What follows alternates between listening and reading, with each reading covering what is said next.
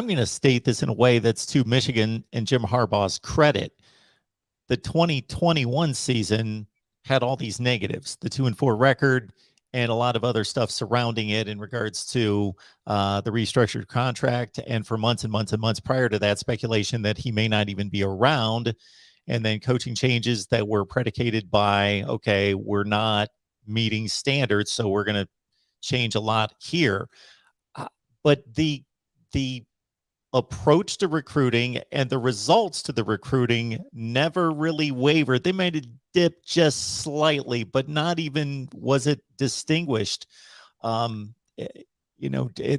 speaks a lot, again, for Harbaugh and for the school and for the program.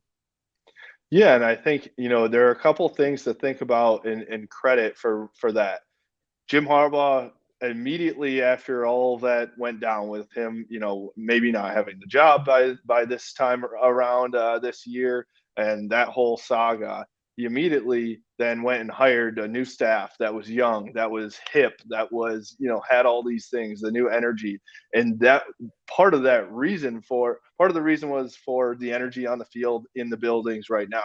The other part was for recruiting.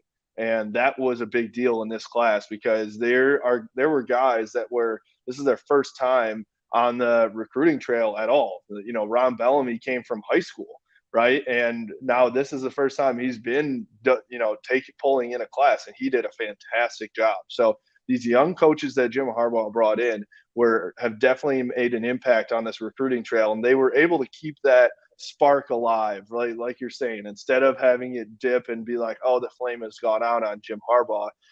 But I also think that, if Michigan does end up losing to Ohio State a few weeks ago and they don't go to the Big Ten championship, I don't think they pull this type of class. I think there were a lot of guys that were kind of seeing what happened with Michigan, seeing what happened, they were interested, but can Michigan really win? Now, all of a sudden, in the last 2 weeks, Michigan was able to close because they're able to talk about, hey, we are a championship program. We can beat Ohio State. We are playing in the college football playoff. All that stuff, I think people were kind of hanging around to see what actually happened this year, and everything fell, into fruition here, or came into fruition here in the last couple of weeks.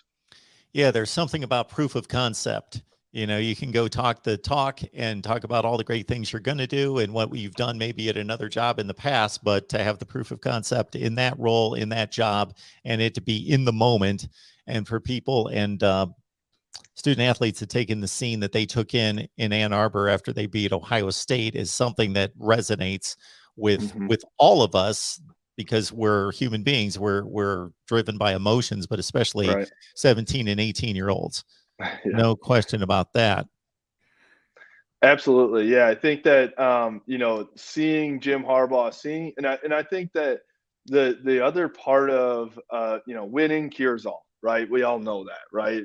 There's a reason why Alabama and Georgia and all those teams, Ohio State as well, come out with a top class each year. And it's because people go where they want to win. Right. But I think, for everybody that doubted Jim Harbaugh, every single player on his current team has spoken just so highly of Coach Harbaugh in the past couple months and said, that's our guy, AP Coach of the Year, all these things.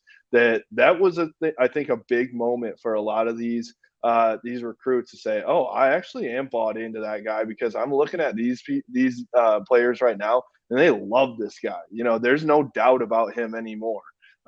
So we'll see if that continues. That, again, everything's great when you're winning and all that. It's can you love the guy, or is he that great if things go poorly? So we'll see how that continues. But I think for this class specifically, that really had a big impact on what Michigan's current players were saying about Jim Harbaugh and this staff.